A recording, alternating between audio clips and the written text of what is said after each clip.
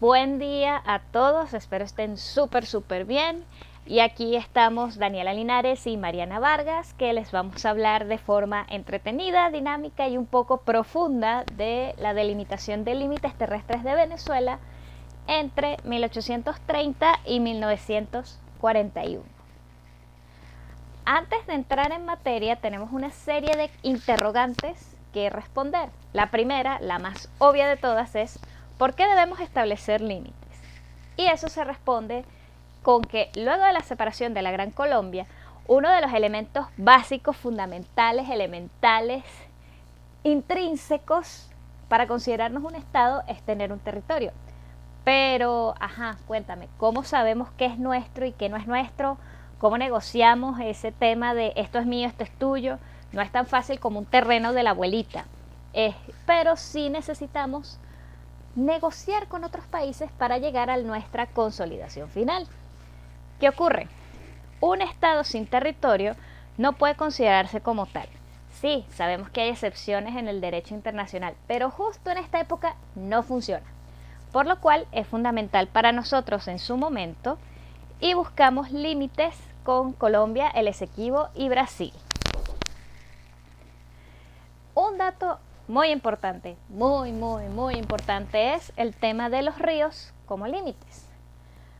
Los ríos tienen una importancia vital, o sea, son magníficos, importantísimos para todos los estados y han sido tomados como puntos limítrofes en las tres fronteras a tratar, al usarse como límite geográfico de las mismas. El régimen de los ríos es muy particular. A pesar de que se somete a las mismas condiciones del territorio, está basado en principios de los mares. Por ejemplo, la libertad de navegación, que en el caso de los ríos lo conocemos como travieso. Y no se prohíbe su navegación.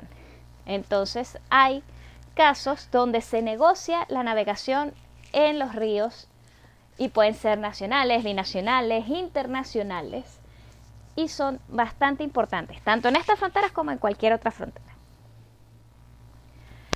Y algo que me parece importante es que vamos a manejar muchos términos jurídicos que no siempre se van a comprender. Entonces hicimos este mini glosario for dummies para saber qué cosa es qué. Empezamos con límite. Un límite es una línea real o imaginaria que marca la separación entre dos cosas.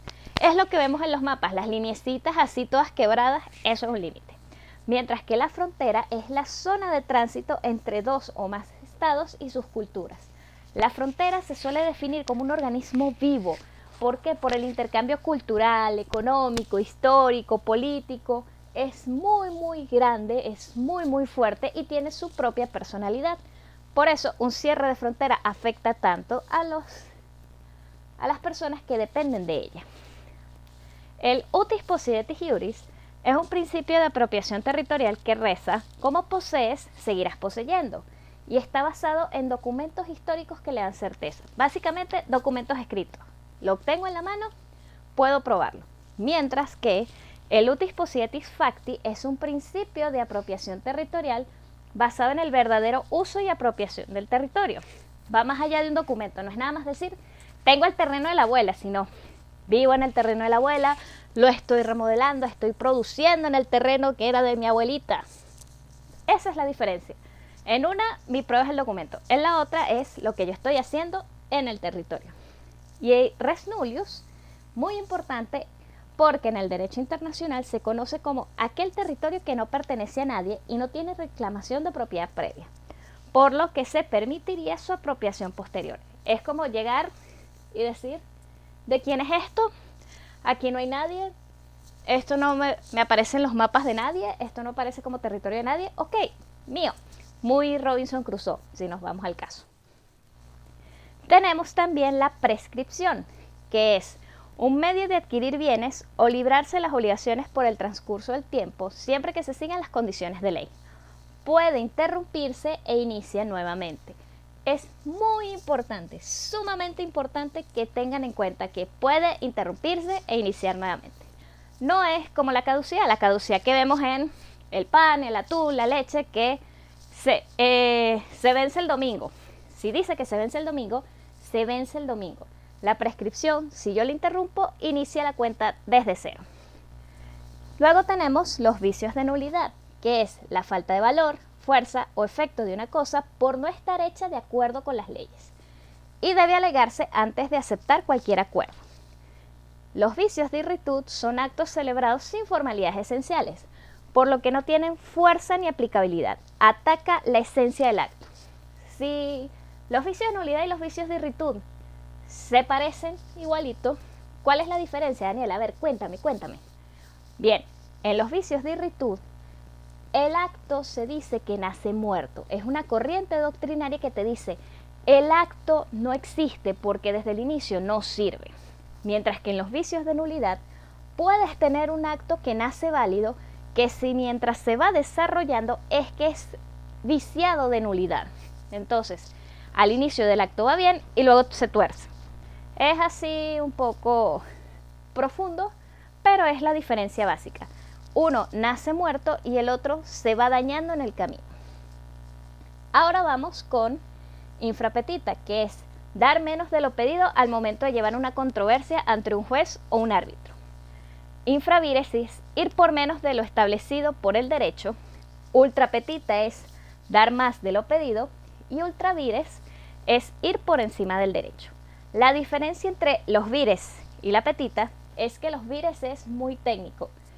Habla directamente de los principios o de las leyes a tratar. Mientras que las petitas lo vemos en casos prácticos. Es no solamente te quité, sino que además tienes que cumplir con, o no solamente no hablé de esto, sino que no me interesa. Ir por encima o debajo del derecho e ir por encima o debajo de una situación práctica. Vamos a hablar muchísimo de un laudo arbitral versus una sentencia. Son ambos documentos muy importantes, pero debemos diferenciarlos. En el laudo arbitral, priva la voluntad de las partes en la elección del árbitro.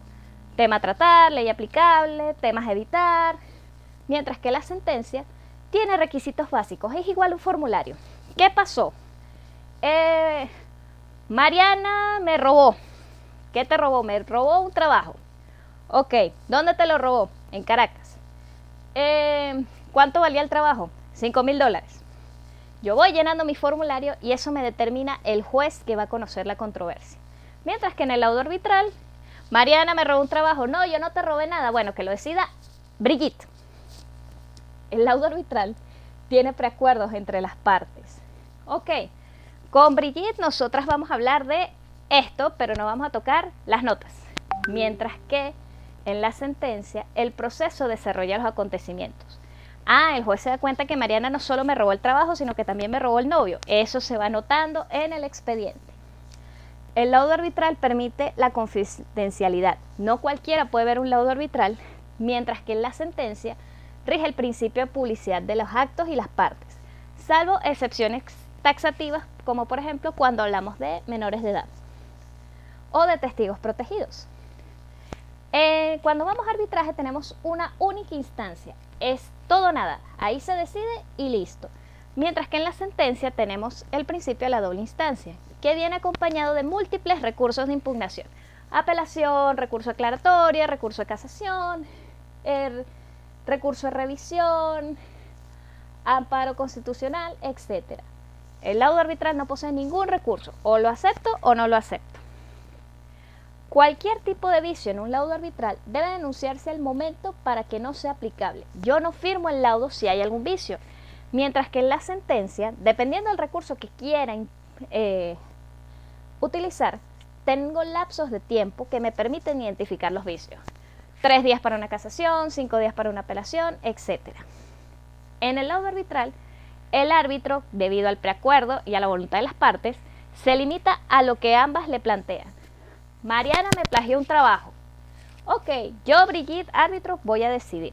Mientras que en una sentencia, el juez puede modificar la causa al añadirle, quitarle o establecer una nueva tipología según los hechos y sus conocimientos, porque el juez conoce el derecho y está basado en la razón, el derecho y las máximas de experiencia.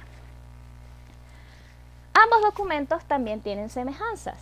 Por ejemplo, ambos requieren que las partes cumplan con su carga probatoria. Quien alega, prueba.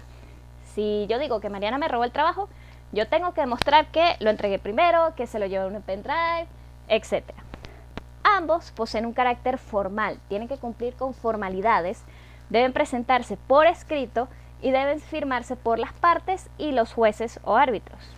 Ambos pueden tener vicios que comprometan su validez. Ambos documentos necesitan estar motivados en las decisiones dictadas. La motivación es, debido a las evidencias presentadas por Daniela de que Mariana le robó un trabajo y en base a los conocimientos que yo tengo sobre la responsabilidad de Mariana y Daniela, yo decido. Eso es una motivación. Lo decidido debe ser cumplido por las partes en ambos casos y la decisión debe honrar la identidad entre el punto controvertido, la petición y la decisión. Las partes tienen un problema con un plagio de trabajo, la petición es que se resuelva el plagio y la decisión tiene que estar basada en esa resolución. No van a decidir sobre si pasamos o no la materia. Eso no tiene nada que ver. Ahora empezamos, después de este preámbulo importante, a hablar sobre Venezuela y el Esequibo, que es una frontera muy complicada con un problema de muy vieja data que debemos analizar con muchísimo cuidado. ¿Por qué digo que es un problema de vieja data? Porque en principio era un territorio español. Se cede a los Países Bajos luego de la guerra de los 30 años. Y Países Bajos mantienen estos territorios hasta el 13 de agosto de 1814, donde los ceden mediante Tratado de Gran Bretaña, quien ya se había apoderado de los mismos, ocupado los mismos en 1793, sin reclamo previo. ¿Por qué sin reclamo previo? Porque a Países Bajos el Esequibo le parecía un obstáculo, un problema. Países Bajos tenía una gran fijación con navegar y no era un territorio deseado. Entonces, ok, tú me invadiste aquí, querida Inglaterra, te lo cambio. Yo quiero Aruba, Curazao y Bonaire y tú te quedas con esto. Bye. En el caso de la controversia con Venezuela, los británicos no solo buscaban esgrimir el utis possidetis facti como argumento, sino que también quieren desaplicar lo establecido en el Tratado de Münster por su antigüedad para negociar el establecimiento de bases militares en la zona, a lo que Venezuela se niega y defiende la inalterabilidad del Tratado de Münster y la necesidad de diferenciar una ocupación legítima de una usurpación, lo cual va acorde al utis possidetis iuris. Son dos principios diferentes de apropiación territorial y la interpretación de los mismos varía, por lo que no solamente vencerá quien tenga la mejor interpretación, sino quien pueda sustentarla mejor. Para eso son las pruebas. Si yo pruebo, es más fácil. Si no pruebo, más difícil. Ninguno de los principios es más importante que el otro. No es que el utis possidetis facti sea mejor que el utis possidetis iuris. Mentira. Depende del trabajo diplomático de la época. Hablemos un poco de la pretensión británica. ¿Ellos qué buscaban? El res nullius. ¿Con base a qué? Ellos argumentan una prescripción adquisitiva para hacerse con ese territorio bajo el argumento de res nullius, cosa de nadie. Traducido. Para que esto sea efectivo, tiene que hablarse de una posesión ininterrumpida, pacífica y continua en el tiempo, lo cual va de la mano con el utis possidetis facti que buscan esgrimir. ¿Cuál es su gran problema, su gran obstáculo, su gran barrera? No tienen el tiempo suficiente para que la misma sea efectiva. Si estamos hablando de que tienen el territorio de manera pacífica desde 1814 y estamos hablando de problemas en 1830, 1840, las cuentas no dan, porque para que aplique un res nullius, la posesión debe ser de 99 años o más, y ellos tienen ¿qué? 20, 25 años, 30 años, no da. ¿Por qué tanto interés en este territorio? O sea, ¿qué tiene el Esequibo de mágico? Tiene muchísimo potencial en materia de recursos y extensión. Era deseado desde el siglo XIX y XVIII por sus minas y ríos, además de que le permitía a Gran Bretaña cumplir con sus intereses de expansión global. Eran un imperio, querían seguir siendo imperio. ¿Cómo lo hacemos? Expandiéndonos. Es hora de hablar de un gran diplomático conocido como Alejo Fortique, quien fue el experto defensor en materia del Esequibo, hasta el año de su muerte en 1845. ¿Qué hizo Alejo Fortique? Comenzó a construir un expediente donde se hicieran constar de quién era ese territorio previamente. ese territorio primero era español, luego era holandés, no puedes hablar de res nullius. Y mantenía una reclamación constante sobre las actividades de Gran Bretaña con el fin de interrumpir el tiempo de la prescripción. ¿Se acuerdan? Si yo interrumpo la prescripción, no es una posesión pacífica y el tiempo se devuelve a cero. Tengo que volver a empezar. Toda interrupción para el marcador y lo reinicia. ¿Por qué hacía esto Fortique? ¿Por qué tanta insistencia?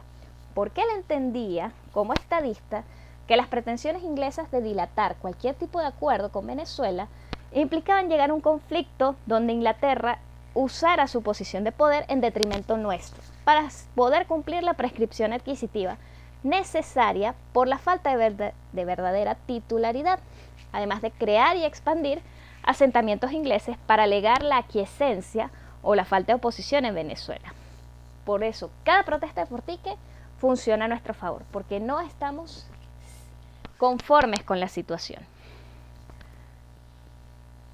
Muy bien, ahora hablamos de las líneas Schomburg, un elemento geográfico británico. Es un invento del Instituto Geográfico de Londres, porque en 1835 le pedimos a un geógrafo alemán de apellido Schomburg que trace una línea fronteriza, la cual él realiza señalando el río Esequibo como frontera entre Venezuela y Guyana Británica. Este trazado, mejor dicho, usurpaba unos 4.900 kilómetros cuadrados, casi 5.000 kilómetros cuadrados de nuestro territorio. Y esto se oculta al Tribunal de Arbitraje. Cuando el problema termina de estallar en 1840, Gran Bretaña corre con Schomburg y le dice, corre la línea fronteriza al oeste, que es lo que conocemos como la línea de 1840, para justificar las nuevas pretensiones de apropiación territorial. Venezuela protesta y Gran Bretaña se ve obligada a desistir momentáneamente de ello, pero comienza a alegar que la segunda línea es la línea original. En contraposición a estas líneas Schomburg, nosotros trabajamos con los mapas de José María Baral, que sirven para hacer un contraste y son utilizados por Fortique para su expediente. Schomburg, como geógrafo, muere en 1865, pero el proyecto Schomburg crea dos líneas nuevas en 1877 y 1887. Inglaterra alegará que es para mantener el proyecto y evitar la impugnación de las mismas. Potato, terminología. Cualquier línea en el mapa servía para demarcar un asentamiento poblacional. Ese era el fin de cualquier línea, Baralt o Schomburg. No hablamos de líneas con consecuencias jurídicas, sino más bien de elementos de negociación. Tú corres tu línea, yo muevo la mía, hacia dónde la movemos, qué vamos a hacer con esto. Básicamente, quítate tú para ponerme yo. Hora de hablar del mejor intento para recuperar el Esequibo, del mejor proyecto que tuvimos hasta la fecha, que es el Tratado de 1843. En este proyecto, las negociaciones más importantes hasta la fecha las llevan Alejo Fortique y Lord Aberdeen, que comienzan a poner sus cartas sobre la mesa, con 3 puntos esenciales. Número 1. En principio, Gran Bretaña accede a devolver toda la zona ocupada del Orinoco a cambio de mantener el Triángulo del Pomerón. El Triángulo del Pomerón es una zona ubicada en la desembocadura del río Orinoco, ocupada desde 1822, cuyo primer reclamo lo hace Simón Bolívar, como dato curioso aquí. Esto no se acepta de lleno para no contradecir nuestros argumentos del iure. Fortique negocia, ok, podemos aceptar esto, pero en el tratado yo quiero que se deje constancia por escrito de que ese territorio es nuestro y nosotros protestamos su ocupación. ¿Por qué? Se está cubriendo las espaldas para nosotros tener una reclamación futura. Y no haber dicho nada sobre esa ocupación de Pomerón lo convertiría a largo plazo en res nullus y no habría futuras oportunidades de recuperación. Punto 2. Se debe mantener bajo control a cualquier población indígena presente en el territorio, con el fin de evitar enfrentamientos. Fortique acepta la cláusula siempre que Inglaterra se comprometa a hacer lo mismo con sus colonias. Reciprocidad básica. Yo controlo a los indígenas, tú controlas los asentamientos ingleses. Ningún enfrentamiento, ninguna provocación va a ser válida. Control mutuo. Punto número 3. Inglaterra le pide a Venezuela el compromiso de no permitir la venta o enajenación del territorio a un tercero. Ajá, pero si estamos hablando de soberanía y ninguno quiere hacer territorio, ¿por qué esta condición? O sea, ¿de dónde salió? Esta petición surge debido a las cercanas relaciones entre Venezuela y Francia en aquel momento. Francia, rival de Inglaterra, by the way. Pero recuerden que Francia tuvo que retirar su reconocimiento de forma oficial debido a los compromisos adquiridos con la Santa Alianza. ¿Quién está en la Santa Alianza? España. ¿Quién no nos reconoce? España. Por ende, Francia no nos reconoce. Eso no impide que conversemos con Francia. Esta última cláusula no tiene ningún problema. Fortique dice, nosotros constitucionalmente tenemos prohibido ceder territorio, es una cuestión soberana. No entiendo ningún problema. Ponla ahí. Pero es muy curioso pensar que el rechazo del Congreso al proyecto se deba al punto número 3, porque se veía en el Congreso como una pérdida de soberanía, valgan las comillas. Más allá de ser un argumento poco fundamentado, un porque sí, porque me picó una vez y lo quiero decir así, vamos a revisar qué pasaba en nuestro país. En 1843 toma el poder el general Carlos Soublette, que formaba parte de una facción procaudillista. No quiero usar el término conservador porque en Venezuela nunca hubo un verdadero partido conservador. Pero, al ser procaudillista, compartía los pensamientos con Páez. Y hay cierta reticencia a dejarse manejar por cualquier tipo de potencia. O sea, está bien, yo puedo negociar contigo, pero yo quiero fijar las condiciones. Y esto no me gusta, me voy a agarrar de aquí, aunque sea absurdo, y voy a decir no. Con esta postura, se pierde la mejor oportunidad posible para recuperar el Esequibo. En el interín, buscamos el reconocimiento español. ¿Por qué?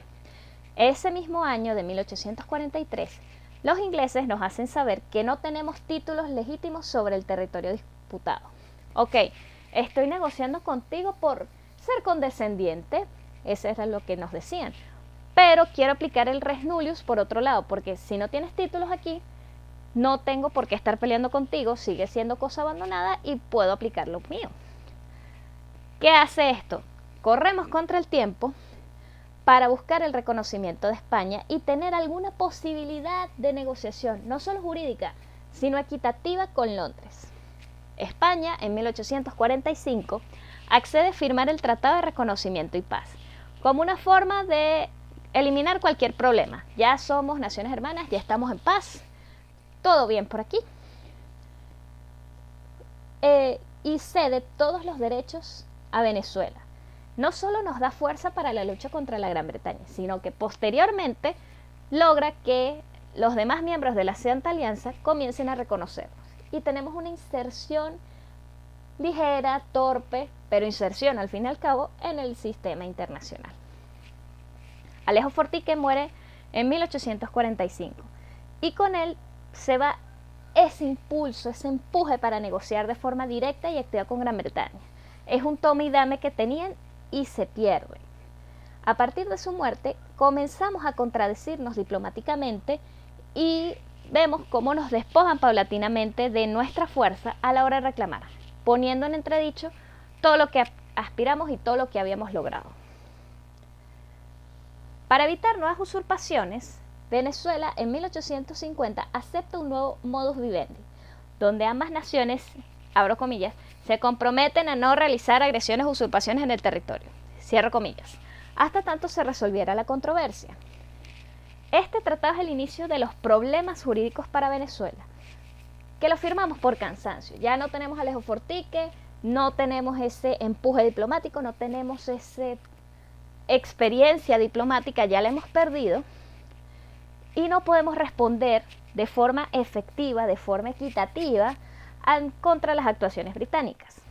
Sí, muy bien, nuestro primer acuerdo bilateral firmado, pero implica nuestra aceptación tácita de que el territorio disputado puede no ser mío y negamos tácitamente nuestro argumento del utis possidetis iuris que tanto nos costó conseguirle sustento con el Tratado Español.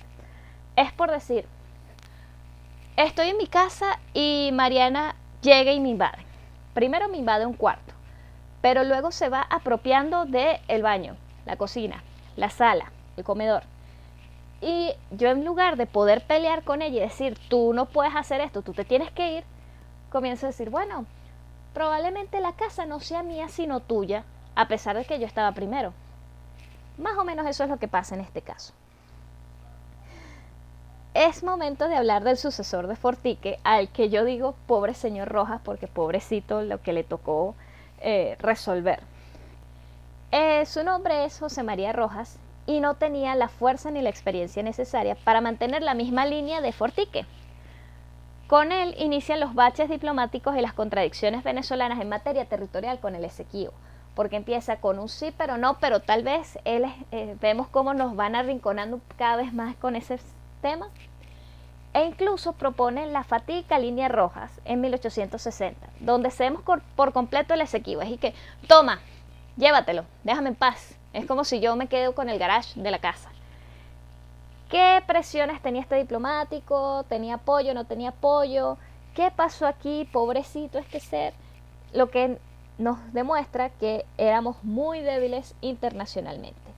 Y por ello comenzamos a buscar aliados que nos ayuden a enfrentarnos a este imperio británico. En 1887 llegamos a un punto de quiebre al romper relaciones diplomáticas con Inglaterra.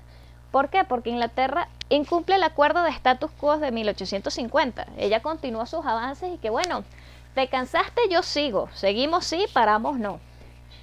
Y mantiene sus argumentos de facti, teniendo cada vez más una actitud de soberbia y que, estos pobrecitos no pueden defenderse, yo voy a seguir con lo mío. No quiso resarcir los daños y perjuicios causados por su expansión poblacional en tema de asentamientos indígenas, daños al ambiente, recursos, etc. Y no conforme con eso, decide declararse usufructuaria del río Orinoco. O sea, era tal el avance que querían que ellos iban a decir, ok, yo me agarré todo el territorio y encima yo quiero el Orinoco porque me parece chévere, la boca para ir al Atlántico me parece una zona genial. Y como yo estoy ahí en el Pomerón y tengo mis señales en el faro de Punta Barima, yo puedo. Esto es un agravio muy fuerte para Venezuela, porque atenta contra su soberanía. No es nada más el territorio que estamos peleando, ahora te vas a meter en el territorio que ya sabemos que es mío. Ese mismo año, debido a esto, se pide la intervención de Estados Unidos en el conflicto con base en la doctrina Monroe. Mira, nos están invadiendo, nos está atacando una potencia europea, tú tienes que defendernos, tú tienes que apoyarnos porque tú dijiste que no querías a Europa aquí. Estados Unidos tiene su propio expediente desde la primera petición de 1876 para mantenerse imparcial gracias a la investigación de su propia comisión. La ayuda llega en 1895, donde Estados Unidos se comunica con Inglaterra para increparla y solicitarle que acepte un acuerdo de fronteras o de arbitraje. O lo uno o lo otro, no puede seguir haciendo este desastre. Inglaterra dice, ok, yo acepto, pero voy a negociar contigo, yo no voy a negociar con Venezuela. Quedamos en un segundo plano, acaba la etapa bilateral y comienza la etapa de intervención de terceros en el conflicto.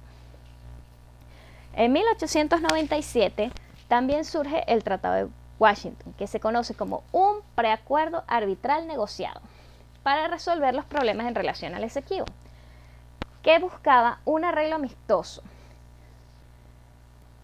¿Podría oponerse Venezuela en caso de un resultado no favorable? ¿Quién la apoya? ¿Quién no la quiere? La debilidad es muy patente en este caso y es el antecedente al nefastísimo Laudo de París de 1899. En el Tratado de Washington tenemos cláusulas importantes. Vamos a detenernos en la cláusula 3.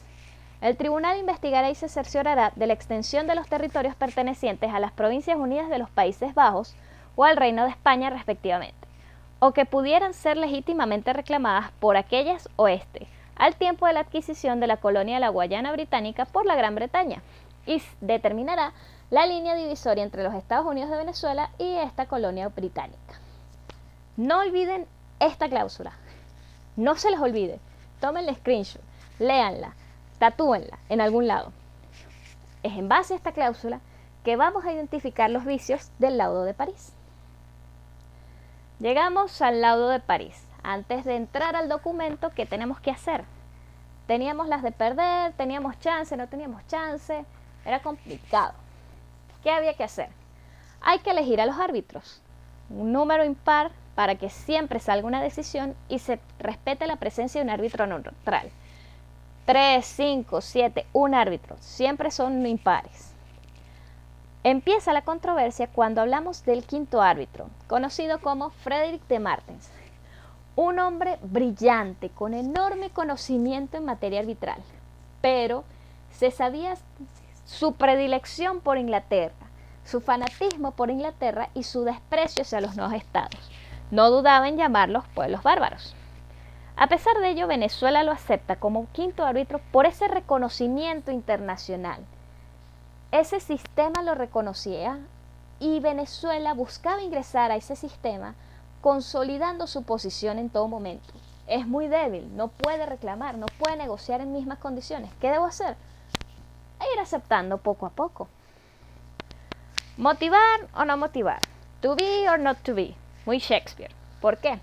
No podemos olvidarnos que de Martens consideraba que los laudos arbitrales decididos unánimemente no necesitaban motivación alguna por el bien y estabilidad de los pueblos debido a las consecuencias futuras de los mismos.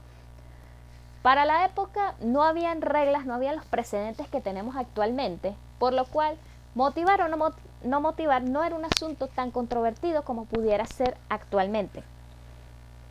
Esto hay que mantenerlo por las posturas que puede suscitar luego de la decisión. Los árbitros se basaron en una serie de reglas. Voy a nombrar las dos primeras. Una posición adversa o prescripción por el territorio de 50 años constituye buen título. Los árbitros podrán reconocer y hacer efectivos derechos y reivindicaciones que apoyen en cualquier otro fundamento válido conforme al derecho internacional y sus principios aplicables al caso, que no contravengan la regla precedente. Ok, stop. Recuerda que en principio el res nullius tenía una prescripción de 99 años. ¿Cómo hay un cambio de tiempo de los 99 a los 50 años? Esto es una convalidación, esto es una negociación entre partes que obviamente favorece a Inglaterra. ¿Por qué? Hace válido el Tratado de 1850 y con él la segunda línea Schomburg de 1840. 1840, 50 años, 1890, estamos en el 99, es válido. Se da la prescripción a mi favor. No se dejarían de lado cualquier otro tipo de incidentes, pero Inglaterra va cumpliendo, va entrando al laudo con buen pie, a pesar de haber incumplido el acuerdo de status quo. Decisiones del laudo de París. Primero que nada se profiere por unanimidad y sin motivación. De Martens lo fijó. Es aceptado, suscrito y publicado por las partes, lo cual lo perfecciona. ¿Se acuerdan más arriba que les dije que si no me gustaba no lo firmaba? Bueno, aquí no pasó, aquí lo firmé. Es un laudo desfavorable en todo sentido para Venezuela, porque no solo le da la razón a Gran Bretaña, sino que impone todas las condiciones que jamás solicitamos y obviando el preacuerdo de Washington. O sea, quién sabe qué hicieron con ese acuerdo, decidieron como quisieron. Se le da a Gran Bretaña una gran extensión territorial, pero sin llegar a controlar las bocas del Orinoco, imponiendo condiciones que no fueron solicitadas. Hablemos de los vicios del laudo de París. Para eso nosotros revisamos un montón de conceptos jurídicos. Vamos a verlos aplicados. Infrapetita. Lo vemos porque el arbitraje no realizó la investigación previa solicitada en la cláusula 3. ¿Se acuerdan? Revisar los hechos históricos que confirmen la posesión de España y Países Bajos y cómo Venezuela hereda esa posesión. Eso fue lo que pedimos y no hay resolución sobre esto. Ajá, ¿dónde queda esa resolución? No está. Primer vicio. Ultra vires. Se va por encima del derecho por ignorar esas cláusulas, sobre todo la cláusula 3 del Tratado de Washington, y se decide según el criterio de los árbitros. Tú no puedes decidir libremente, tú tienes reglas que cumplir. Falta de motivación, ya dije que era un reclamo controvertido por temas época. Antes no era vicio, ahorita sí es vicio. ¿Puede entrar, no puede entrar como vicio? No lo sé. Ultra petita, este es el vicio más claro, más patente del laudo, porque no solamente nos despoja del 90% del territorio que reclamamos, o sea, nos dejaron una migajita de la torta, pero encima además establece condiciones para un régimen de navegación en los ríos Amacuro y Barima que nadie pidió. O sea, no es nada más que te des una migajita de torta, sino que el arequipe de arriba lo tienes que compartir. Y define también las fronteras del Esequibo con Brasil y Surinam. Eso tampoco se solicitó y Brasil protesta contra el laudo. Tú no puedes decidir con terceros estados. No puedes involucrarlos, mucho menos sin notificación. Por lo cual Brasil dice, ese laudo no existe para mí, yo voy a limitar mis fronteras cuando yo lo considere con Venezuela. Ustedes no se metan. También hablamos de vicios de irritud gracias al expediente y testamento de Severo Malet Prevost, uno de los participantes en el laudo, que denuncia coacción por parte de los ingleses para decidir por unanimidad del laudo, bajo amenaza de perder las bocas del Orinoco. Chévere, Malet Prevost, muy lindo, muy fino, pero nos enteramos 50 años después. Todo vicio tiene que darse, salir en su momento. No puedes hacerlo así. Nos quedamos indefensos gracias a todo esto que ocurrió.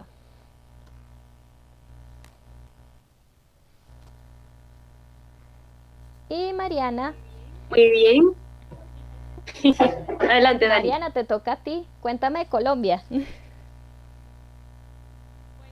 Buenísimo. Gracias, Dani, por haber explicado las delimitaciones de Venezuela y el Esequibo.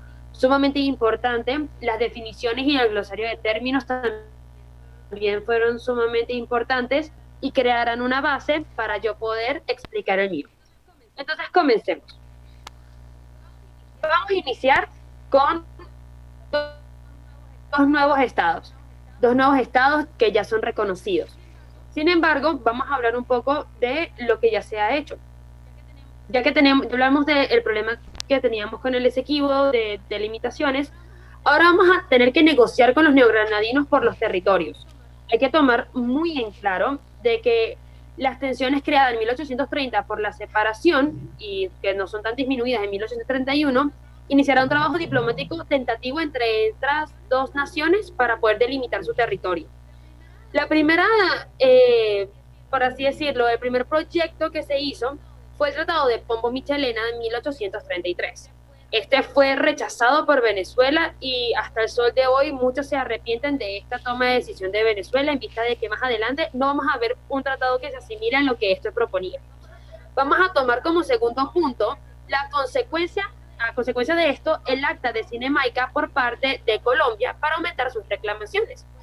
Pues se ha dicho de que este documento carece de verdadera autenticidad, sin embargo, Venezuela no se impugnó en su momento y se toma como válido a favor de Colombia.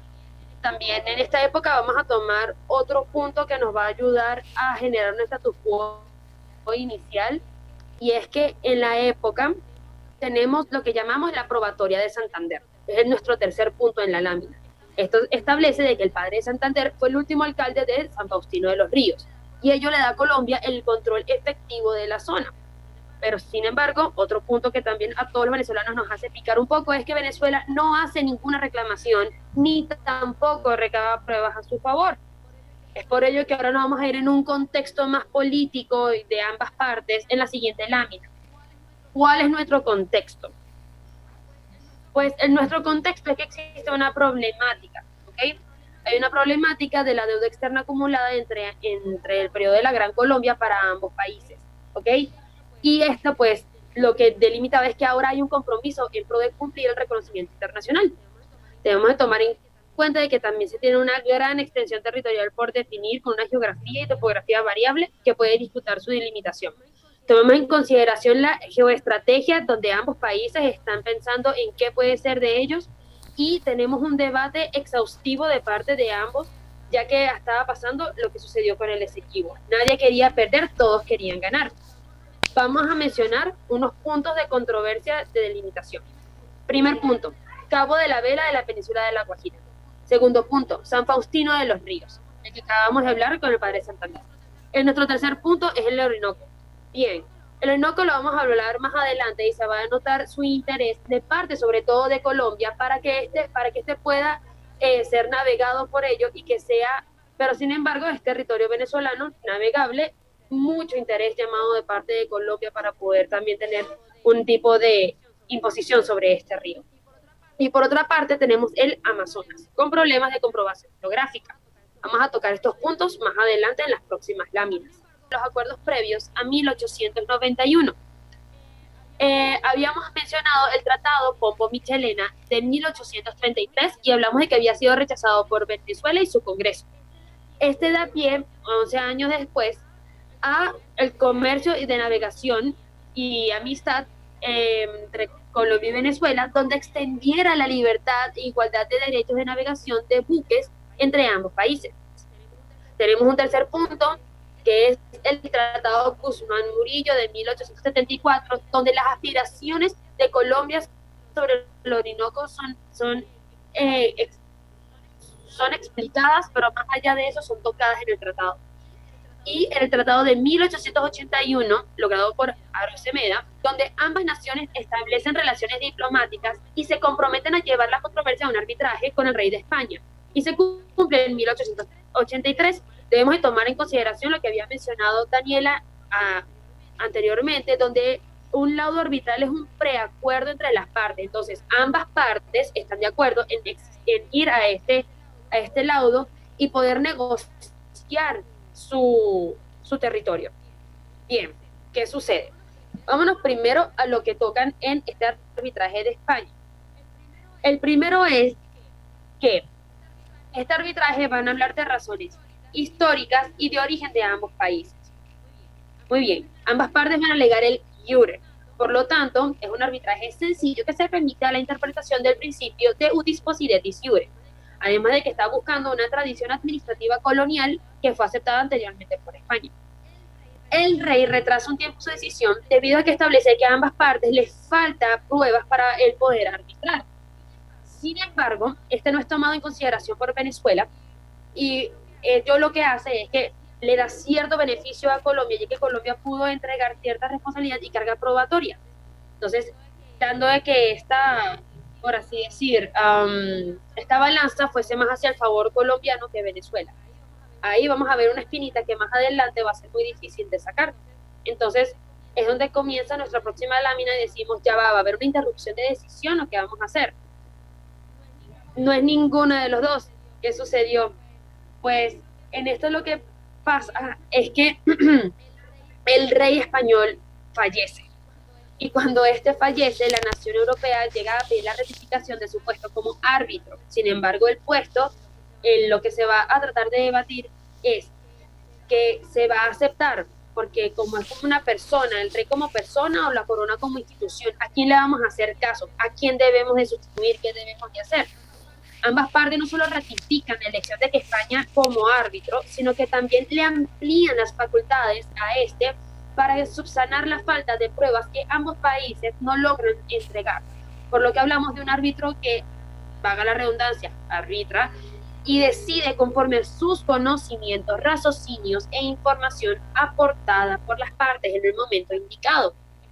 Es por ello que nos vamos al laudo de 1891, donde vamos a hablar de las decisiones que este da. Pues este laudo está motivado con la razón y principios del derecho internacional, debido a que hablamos de una interpretación del iure, ¿ok? Muy importante de recalcar. Este laudo está motivado y está dividido por secciones según las zonas de delimitar para evitar confusiones entre ambas partes. Colombia sale una vez más favorecido por este, ya que es consignado parte de las pruebas necesarias para apoyar su delimitación. Pues no hay objeciones al laudo al ser este un ejemplo de cómo debe hacerse el documento de esta naturaleza y nuevamente la balanza se da hacia Colombia. Entonces vamos a hablar ahora de si vamos a ver ciertas modificaciones del laudo. ¿Van a haber modificaciones? Pues entre 1894 y 1896 Colombia le propone a Venezuela hacer modificaciones a un laudo con el fin de rectificar y hacerlo más equitativo. Pues sin embargo nos deberíamos decir, ya va, es que esto es como muy bueno para ser verdad. O pues hay una de las razones por las que este sucede, y es el interés de Colombia. Nuevamente, lo habíamos hablado y lo mencioné al principio. Y es que Colombia, el interés de Colombia era la libertad de navegación por los ríos. Y este era vital para los neogranadinos. Sin embargo, Venezuela no decide aceptar esta oferta y Colombia y Colombia decide retirarla cuando estalla la guerra de los 1000 días en su país, y pues este es el primer conflicto que estalla en Colombia a nivel interno de una magnitud significativa. Por lo tanto, retira esta moción que se le da a Venezuela, dejando estas negociaciones en veremos. Pasamos hacia las comisiones de delimitación y la falta de GPS.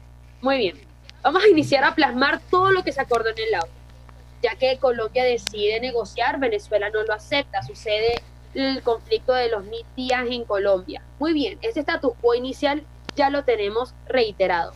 Ahora vamos a plasmar cada uno de los puntos que habíamos concordado en el laudo a nivel físico y geográfico.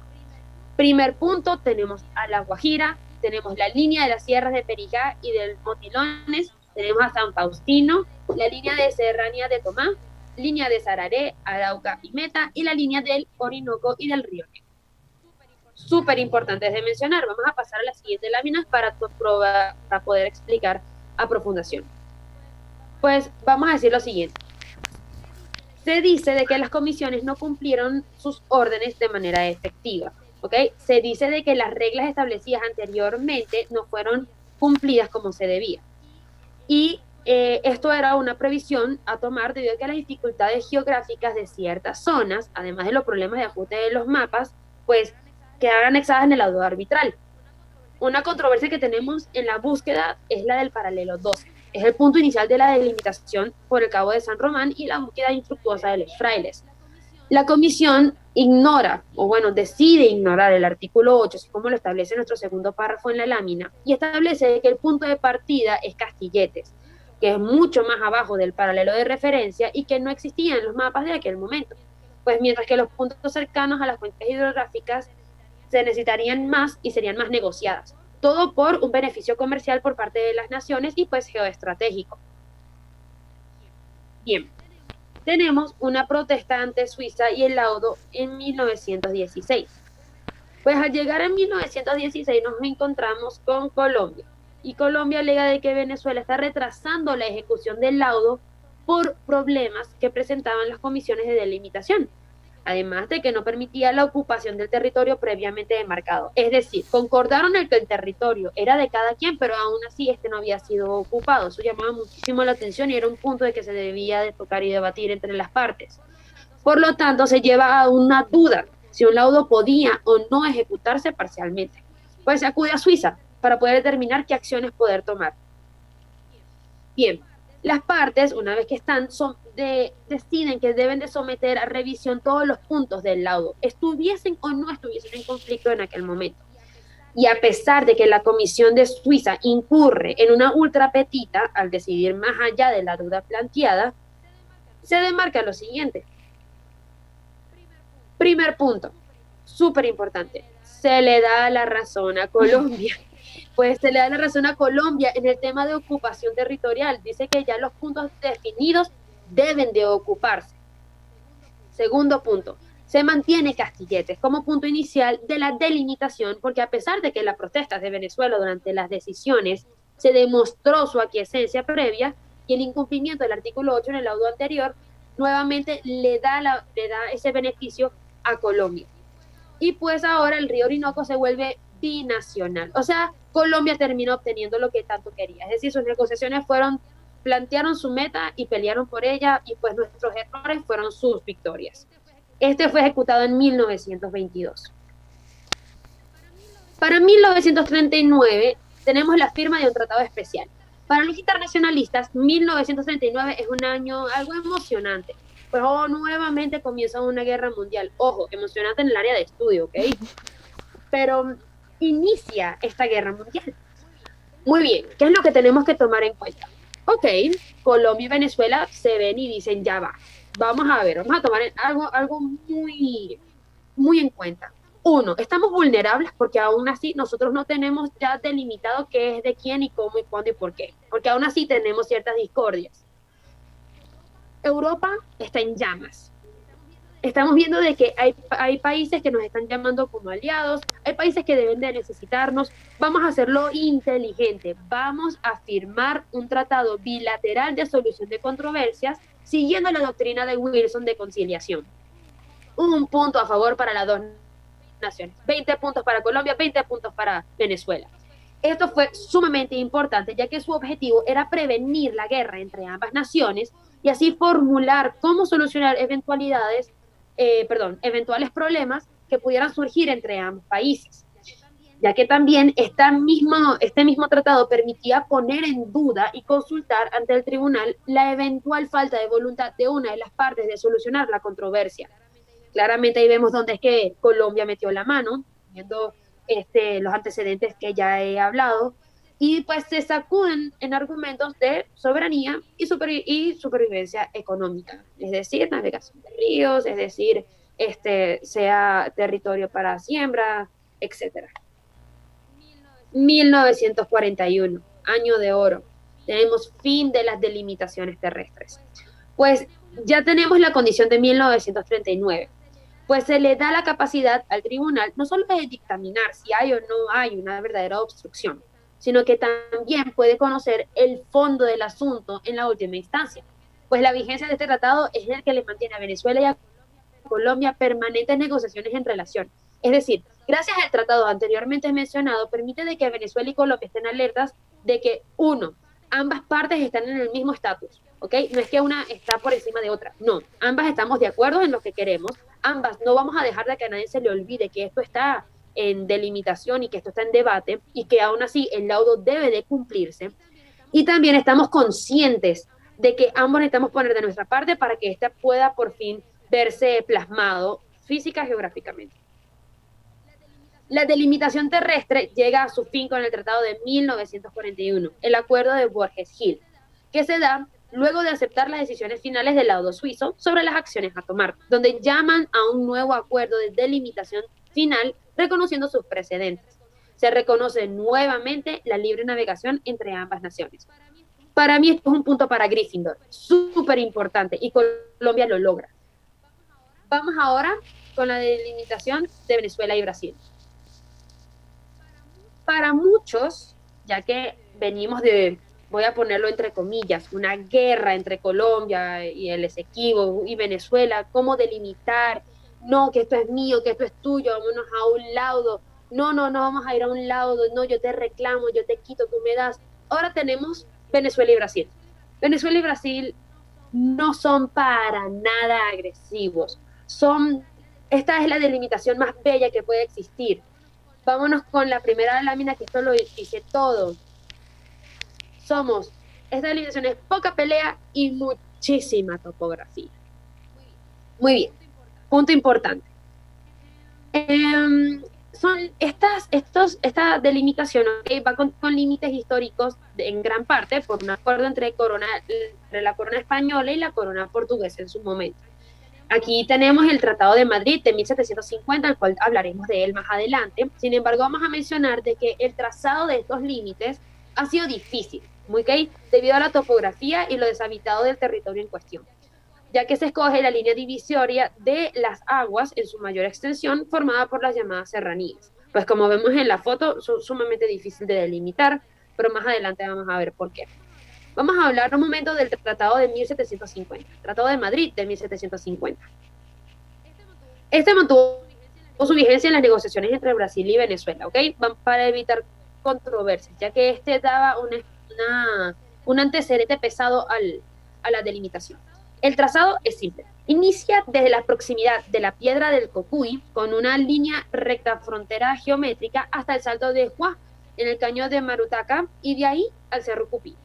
Muy bien. Un punto importante que debemos de tocar es que este trazado lo que hace es que reproduce el hecho de que son dos terminales y que el límite es trifínico. Quiere decir de que incluye a 3 países. El Monte Roraima, que aún tiene pendiente las delimitaciones de Venezuela con la Guayana Esequiba, es un límite provisional. Al igual de que tenemos el límite de la Piedra de Cocuy en la misma situación. Un ejemplo que estamos planteando para poder hacer una referencia y tener más contexto. 1859. En 1859 se firma otro tratado entre las dos naciones. Se llama el Tratado de Límites y Navegación Fluvial, con el fin de actualizar el acuerdo previo entre estas ambas naciones, entre Venezuela y Brasil, de que cada una de la forma independiente de las colonias europeas. Brasil es la primera en quedarse con el laudo de París de 1899 fija unos límites con el Esequibo que no tienen su aprobación. Vamos en la próxima para hablar del tema. Para 1929 existe un intercambio de ambas naciones sumamente importante y este es donde vamos a ver lo pacífico que fue todo en comparación con las otras dos delimitaciones. Y es que existe un intercambio, pues Brasil renuncia a favor de Venezuela todos sus posibles derechos sobre las cuentas del río Orinoco y Esequibo. Pues asimismo Venezuela lo que hace es que renuncia a favor de Brasil todos sus posibles derechos en la olla de cuenca amazónica, salvo una parte del río Negro.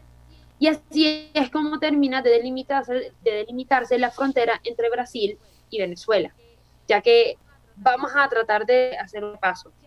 Ya estaban de cierta manera delimitadas por la corona española portuguesa. Brasil y Venezuela lo que hace es que terminan de poner los puntos sobre las IES y delimitar. Unos ceden, ambas partes ceden. Vamos a ver para la próxima.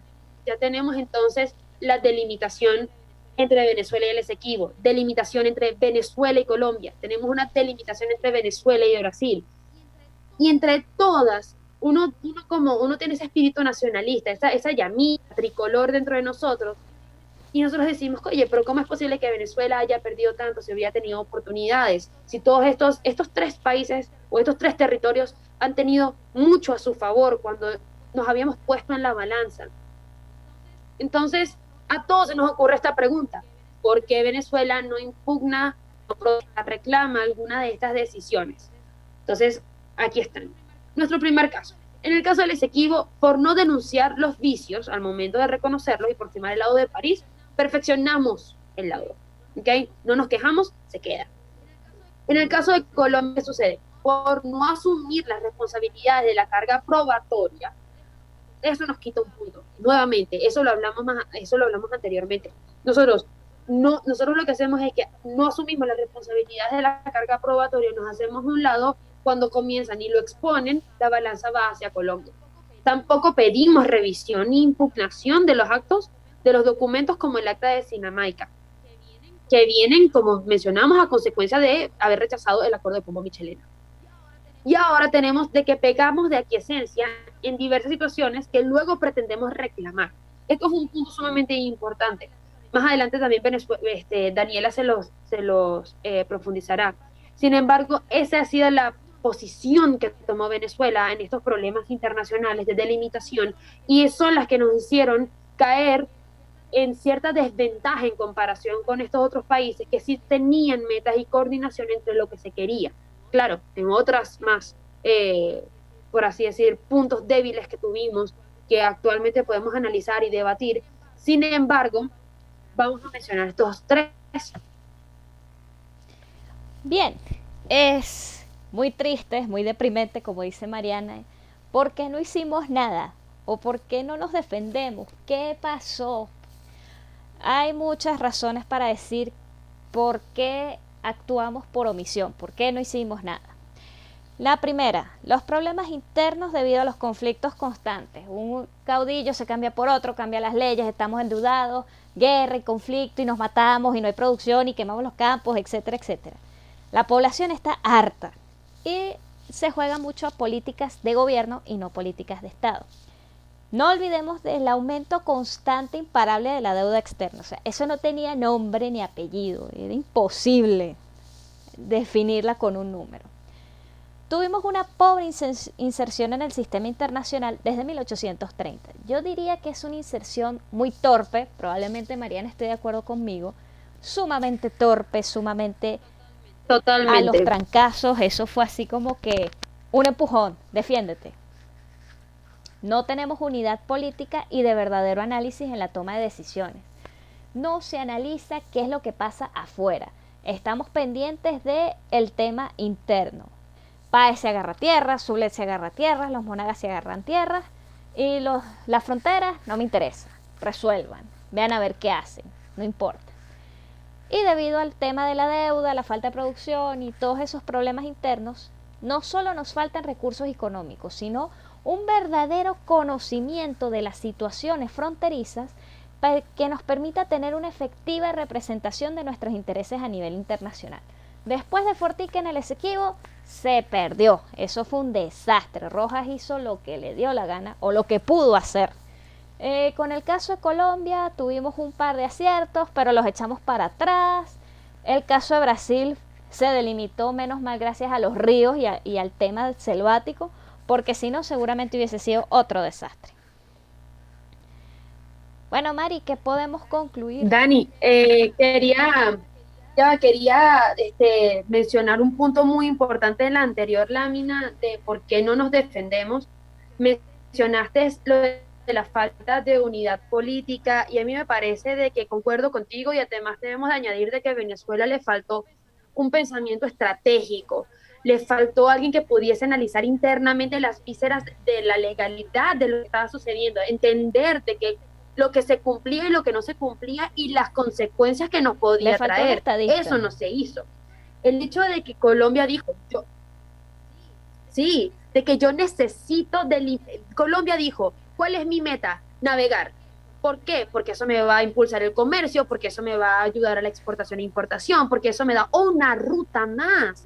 Eso me abre las puertas. Y nosotros, en vez de decir, ya va, yo sé que yo lo tengo, pero yo quiero algo a cambio, ahí se pudo haber negociado. Ahí pudimos haber negociado y no se tuvo. Esa falta de cabecilla, de toma de decisiones, se ve en ese momento. Es tremendo ejemplo, muy, muy buen ejemplo. Entonces, Mari, ¿qué podemos concluir aquí? Bien. Bueno, Daniela, podemos concluir muchas cosas, buenas o malas, depende de qué tan optimista estás. Qué sarcástica. Pero vamos a ver, mira, yo voy con esta. Fíjate, vamos a concluir con lo siguiente. Punto número 1. Venezuela no tiene una actividad diplomática de vieja escuela ni es capaz de mantener posturas más favorables a ella misma debido a la falta de experiencia. Totalmente cierto, sin embargo, yo te voy a decir algo. Podemos inclinarnos en la falta de experiencia, pero es que Colombia tampoco tenía toda la experiencia del mundo, ¿sabes? Ahí donde yo digo, oye, también, nuevamente, volvemos a lo mismo, tenemos un problema interno, y es que no tuvimos una actividad diplomática fuerte, blindada, que pudiese dar la cara. Pero es que no, para mí no hubo una generación de relevo. Lo ves en el Esequibo con el tema Rojas. Fortique hizo maravillas y después se murió, se perdió el expediente y Rojas hizo un desastre. No hay esa generación, no hay ese paso de batuta. Por eso digo que es falta de experiencia. Colombia sí tuvo el pase de batuta. Siento que es falta de amor por la patria, de ese nacionalismo, ¿sabes? Ese sentimiento de esto es mío, no lo puedo dejar ir, ese sentimiento de que lo que yo es mío, no lo puedo dejar, tengo que pelearlo con todo lo que tengo. Y si tengo que generar alianzas estratégicas, las hago. Y si tengo que hacer tratados que me convengan, las hago. Pero no, nosotros nos dejamos llevar, pareciera que nos dejamos llevar como un río. Y los ríos tienen más Tenemos, carácter. luego tenemos, los países se han aprovechado de los momentos de crisis internas en Venezuela para jugar a favor de sus intereses.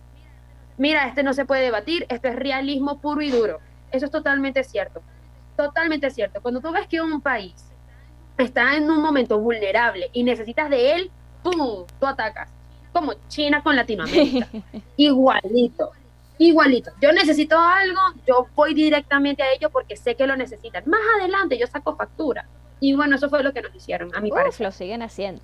Para mí, la tercera conclusión es muy interesante. Los principios sobre lados arbitrales han cambiado a lo largo del tiempo, por lo que no siempre una solución actual pudiera haberse aplicado en aquel entonces. Ese es nuestro mayor trancazo con la realidad. Esto es mucho realismo. ¿Por qué? Porque en aquella época no sabían las cosas que nosotros sabemos ahorita. No saben que los vicios se identifican de cierto modo, no sabían cómo impugnar, no sabían que si no firmo no se aplica. Nosotros lo sabemos ahorita y lo que a mí me cuesta, y me imagino que a ti también, es trasladarnos a ese momento de la época. Yo no tengo la máquina del tiempo para decir no firmes, echa para atrás, rompe eso, que lo vuelvan a negociar, te están faltando el respeto. No puedo. Y eso es lo más difícil de todo esto, que no puedo echar para atrás y decir, mira, vamos a ayudarte a que no metas la pata en esto. No, te pican las manos. Sí, es terrible. Es horrible, es horrible. Es como acéptalo, porque más adelante no viene uno igual, vienen peores y te vas a tener que quedar con el peor. El peor del peor del Pero, peor. por Dios, ¿Y qué me dices de la cuarta, Mariana? nada de esto se busca claramente, es el caso con Brasil. Ciertamente se hizo, sí se tomó en consideración, sin embargo yo siento que le faltó a Venezuela fue esa codicia, esa ambición de decir, ok, no te podemos hacer una topografía, pero no sé, ¿sabes? Yo siento que tanta viveza criolla que existe y yo siento que las personas que tenían que pelear lo nuestro no la tuvieron. Probablemente. O la tenían para otra cosa. Es una ironía. Para mí la quinta es bellísima, es muy derecho marítimo, porque los ríos han tenido una importancia histórica en la delimitación de entre estados por sus recursos y utilidad. O sea, navegación pura y dura, el Talwell, eh, aprovechar que puedo ir de un lado al otro, me dejo fluir, me ayuda con la fertilización de cultivos, las siembras, etcétera. O sea, los ríos son vitales y seguirán siendo vitales mientras no se sequen. O sea, por favor. Y sí, Yo siento que era un punto de negociación importantísimo para los países, un punto de negociación donde tú dices, ya va, yo necesito una columna, yo necesito como que una especie, sí, una columna fija, tengo que tener 3 puntos, 2 puntos, un punto que no sea negociable, ¡pum! Ríos. básicamente pudieron haberlo utilizado de mejor forma, porque no estamos hablando, Sí, porque esa delimitación sí existía. O sea, eso se había hecho durante cientos de años, eso ya se sabía hacer, es vieja escuela. totalmente, Ok, para mí, no seguir los procedimientos ni sus reglas de forma adecuada implican la quiesencia sobre lo ya decidido, por lo que alegar cualquier vicio o reclamo no es válido. O sea, es lo que yo decía anteriormente. Si yo no entiendo un término, yo voy, agarro un diccionario, Oxford, RAE, whatever, lo pongo y empiezo a leer y empiezo a leer, a traducir esa terminología en términos que yo pueda entender y al final digo, no estoy de acuerdo, no voy a firmar. Si no firmo, no se aplica, pero si yo firmo y después me pongo a leer, ya se perdió, ya no es válido cualquier reclamo. Es como aceptar los términos y condiciones del Facebook. Si ya, eso nadie lo lee, pero después te das cuenta de que comparten fotos, de totalmente. que agarran tus fotos y les ponen su crédito, pierdes derechos de autor, etcétera, etcétera, etcétera. Eso es un error. Las Yo siento que el error fue no pelear las cosas a tiempo. Lo que estás diciendo es el punto número 6. No hay nada más que agregarle, es eso. Sencillamente estoy tratando de compartir la frustración. Es como, es lo primero que te enseñan. Es como que si no lo has leído, no lo firmes. Si no lo entiendes, no lo firmes. Si hay algo como que hay gato encerrado, no lo firmes. No lo firmes. Vamos a dejarlo a ese punto. Las 7 Punto es número 7. perfecto tri. No todos los estados tenían ni tienen la misma fuerza en el sistema internacional, lo cual puede ser perjudicial en caso de controversias. Mira, yo aquí te voy a decir algo, no me puedo quedar callada, tú me conoces, Brigitte, también. La profesora Brigitte sabe que yo en este punto, cuando lo hablamos, yo me metí y yo dije, perro, esto es una desigualdad enorme, pero es realismo puro. O sea, te puedes quejar todo lo que tú quieras, sin embargo, eso no va a hacer que esto sea menos verdad, ¿sabes? Pero duele. No, ¿sabes lo peor? Que Brigitte nos dice que somos un país muy pacífico. Ajá, pero por ser pacífico nos quitaron un poco de tierra. O sea, ¿cómo te explico? Llama por ser pacífico, nos han llevado por delante. Es como, ok, gracias por todo. Ay, mira, qué lindo. Es literalmente el primer debate de las relaciones internacionales. Ay, mira, qué lindo. Él cree que todo el mundo es bueno por naturaleza. Ja, Sí, ja, es como un niño ¡pum! en el kinder. Sí. Muy bien. Pero tenemos un punto número 8, Dani. Fíjate, el correcto manejo e interpretación de los términos, sean o no legales, de cualquier acuerdo, de cualquier cosa, de cualquier escrito, es lo que permite su entendimiento de forma integral. Fíjate, diccionario, vuelvo y repito, diccionario, no entiendo, pregunto, averiguo. Y si estoy de acuerdo, chévere. Si no estoy de acuerdo, puedo reclamar porque estoy entendiendo y puedo argumentar porque estoy reclamando. Pero si agarramos y digo, ok, yo firmo y después voy a entender, es así como que, dude, fail. No se hace. O sea, no se hace. Debieron haberte enseñado, en lugar de la poesía, cómo leer un papel. Importante. Y es, No, Daniela, este punto lo uno con el sí, 6. Es lo que estás hablando. sí, lo que pasa es que el procedimiento es una cosa y la terminología es otra. El procedimiento es una receta. Tienes que hacer esto, si no cumples pasa esto. Por ejemplo, si no le agregas los huevos a la mezcla de la torta, la bicha no va a crecer. Y cuando no entiendes un término, es lo mismo que agarrar y decirle a Brigitte, profe, una pregunta, ¿qué significa tal cosa? Por favor y gracias. Y yo lo uniría con las últimas conclusiones. Fíjate, en la 9 nosotros siempre hablamos de igualdad ante la ley. ¿Qué es lo que el principio de igualdad ante la ley? Vamos a tener las mismas condiciones de partida ante un conflicto. Mariana y Daniela están peleando por quién hizo el trabajo. Las mismas condiciones. Brigitte no va a decir quién lo hizo, sino que ambas tienen que ir cumpliendo con sus cargas. Pero en la vida real no funciona así. Yo puedo tener condiciones iguales ante la ley, pero en la vida real ponte que Mariana tenga mucho más dinero, o Mariana se lleve mejor con Brigitte, o yo me lleve mejor con Vázquez pero no me llevo bien con Brigitte. Todo eso va a influir en la práctica a la hora de tomar una decisión. Práctica no es lo mismo que ley. La ley es el deber ser y el ser suele chocar. Eso hay que dejarlo muy, muy, muy claro. Mira, Daniela, yo te voy a decir algo y yo creo que el derecho internacional público tiene mucho del punto número 9. Y es lo que a mí me choca. Me choca como internacionalista cuando tengo que analizar, me choca como venezolana cuando tengo que hablar del tema, en este tema en particular. Y es que esa igualdad no existe. Nunca, nunca existe. Lo vemos con el caso de delimitación de Venezuela con Colombia, el hecho de que Colombia dio más pruebas que Venezuela, porque las tenía, las encontró, lo que sea, y Venezuela no pudo porque no las tenía, se le quemaron, no sé, se cayeron en el charquito, Pero, cuando se hizo lo que sea.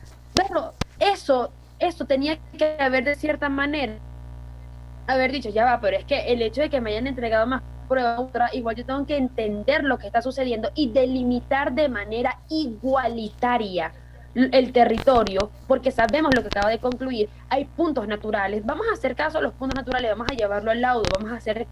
No, eso no se hace, la balanza siempre está del lado colombiano, como yo lo mencioné anteriormente, y también lo vemos, si lo quieres llevar a la actualidad, la ONU, yo creo que el Consejo de Seguridad habla por sí solo, todo lo que sabemos de lo que es la ONU, cómo se lleva, que no puedes invadir, ya en Estados Unidos invade, pero como soy un P5 no me hacen nada. Es como la inmunidad, es una inmunidad que se tiene, que se le dan, y de cierta manera no debería de ser así. mira, Sin embargo, esa es mi crítica al punto número 9 y ciertamente en la historia esto nos hizo caer.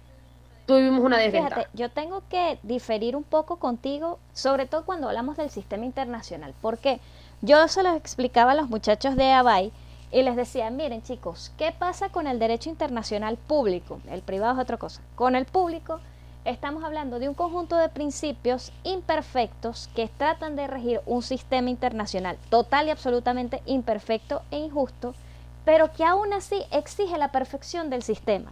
O sea, tenemos un sistema totalmente desigual con países divididos en categorías, como tú bien sabes, tienes el problema del Consejo de Seguridad de la ONU, pero aún así la crítica es por qué el derecho no hace nada. Y yo digo, ok, yo quiero ver al primer Estado que le ceda soberanía a la ONU, a whatever, y se someta a esas decisiones. Ahí tenemos un ejemplo, el Brexit. El Brexit se da porque Inglaterra dijo, hasta aquí llegué, chao. Y con el tema de Colombia y Venezuela, fíjate, yo creo que también, a pesar de que tienes razón de que Colombia llevó y había que hacerlo por equidad, pero ¿cómo yo hago por equidad algo cuando tú no me das la justificación? Tú no hiciste nada.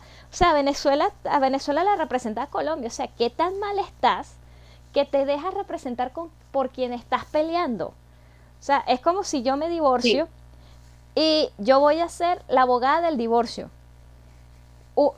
Mi marido debería ser inteligente y buscarse su propio abogado, pero si deja que yo lo represente, yo voy a hacer lo que me dé la gana.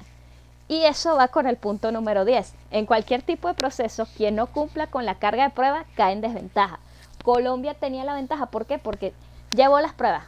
Estuviesen viciadas, estuviesen irritas, fuesen malísimas, pero las llevó. Y yo no dije nada. Entonces, esa inacción mía tiene consecuencias. Pero fíjate, Daniela, te voy a responder todo lo que acabas de mencionar. Por lo que veo, no estás en desacuerdo conmigo. Lo que estás haciendo es que estás también llevando a cabo de que, mira, el derecho internacional es tiene sus fallas, bien, vamos hablando, y ahí estamos, no tenemos totalmente cierto. El punto número 9 es donde se puede ver reflejado, es lo que estamos hablando. Sí, sí funciona, sí debe de margen jurídico, donde todos estamos ya dentro del mismo y salirse de la línea genera consecuencias. Pero el hecho de lo que pasó con Colombia y con Venezuela, ciertamente da esa desventaja y lo hablamos en el punto número 9, ahí concuerdo contigo totalmente. Entonces, cuando ahora hablamos del punto número 10, es donde yo te digo, mira, cuando tú no cumples con tus cargas de prueba, caes en desventaja, a mí eso me parece que se tuvo que haber peleado. Venezuela tuvo que haber dado una posición, decir, no, no las encontré, pero yo quiero analizar las pruebas que está entregando Colombia y de esta manera, ¿sabes? Es decir, esta tiene, no tiene va a quejar con ella, porque 20 de Venezuela 01. No, eso no es así. Eso no es así. Tú deberías de haber alegado, deberías de haber peleado, decir, mira, estas pruebas sí son buenas, no son buenas, sí son admitibles, no son admitibles, pero quedarse callado y luego decir, no lo acepto, no era una No, opción. estamos totalmente de acuerdo en eso. Y eso es una falla diplomática muy, muy grave. Y bueno, la conclusión 11, los acuerdos van mutando en el tiempo y a pesar de que dejen precedentes, no siempre son imponibles en los mismos términos en los cuales se firman. Fíjate, yo veo esto así como realizarle la reflexión personal a Brigitte. Elige un tema y empiezo a redactar. Lo dejo enfriar como ella dice. Lo saco del horno. Ok, le voy a agregar esto, le voy a quitar esto, voy a complementar con esto, voy a meterle una cita. Entonces lo voy cambiando y lo voy mejorando y lo voy puliendo. Para mí eso pasa siempre con todos los tratados, porque lo vemos en el laudo de Colombia. Vamos otra vez con el laudo de Colombia. Ok, 1891. España entrega un laudo. Y luego Colombia dice, ¿qué tal si lo rectificamos? ¿Se logró o no se logró? Eso es aparte, pero hubo la intención de mejorar. Y luego en el siglo XX Totalmente. tenemos el Tratado del 39 y del 41, que son mejoras a la situación existente. Y eso pasa siempre, porque es el deber ser. La del 39 me pareció increíble, fue un rayito de luz. Sí, muy lindo. Ojalá hubiéramos firmado uno así con el Esequibo, porque de verdad... No, Daniel, desde aquí deja cicatrices Sí. Pero fíjate, son cosas que hay que digerir poco a poco. Es mucha información para procesar. Pero es bueno dejarle a quien vea el video nuestras referencias, que tenemos bastantes, por si quieren ahondar un poco más en uno o en otro tema. Y llegamos al final de esta presentación. Muchísimas gracias por su atención, por aguantar nuestros debates, nuestras explicaciones y yo espero que les haya gustado muchísimo. ¿Tú qué dices, Mariana? Yo también, yo quiero dar las gracias por la atención que pusieron. Me encantaría saber qué piensan de nuestro debate. Sabemos de que Daniela es amante del derecho. Claramente Daniela tuvo muchísimo que ver en esto.